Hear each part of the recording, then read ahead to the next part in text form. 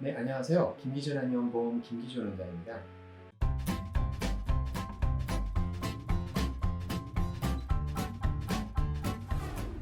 우리 주위에 보면 이렇게 평상시에 이렇게 기침을 자주 하는 분들이 있어요. 이렇게 컥컥거리는 기침을 하는데 이게 감기가 아닌데 그냥 만성적으로 계속 기침을 하죠. 이런 경우에는 본인도 굉장히 불편할 뿐만 아니라 주변 사람들 많이 의식할 수밖에 없죠. 특히 요즘같이 코로나가 유행할 때는 특히 더 신경 쓰일 수밖에 없어요. 그래서 기관지에 좋다는 도라지 물을 끓여서 먹거나 도라지 가루를 먹거나 이런 거를 먹어도 별다르게 잘 개선이 잘 되질 않아요.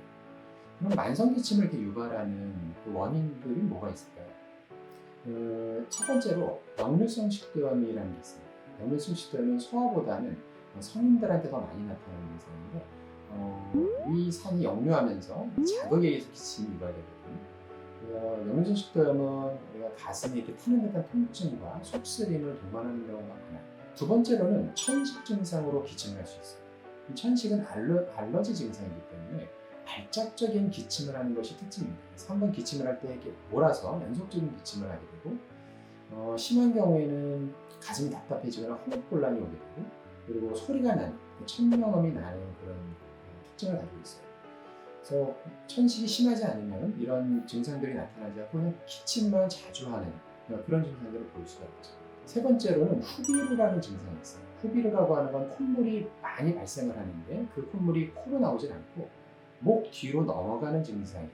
이 목 뒤로 넘어가는 걸 그래서 후비루라고 하는 거죠. 그럼 이 후비루가 왜 생깁니까? 이 후비루는 대표적으로 두 가지 원인에 의해서 발생해요. 첫 번째로는 알레르기 비염이죠. 그리고 두 번째로는 우리가 축농증이라고 합니다. 부비동염으로 인해서 이 후비루가 생길 수 있어요. 비율로 보면 알레르기 비염이 훨씬 더 많은 비율을 차지하기 때문에 우리가 이제 평상시에 이렇게 기침을 자주 하는 분들은 혹시 알레르기 비염이 아닌지를 확인할 필요가 있어요.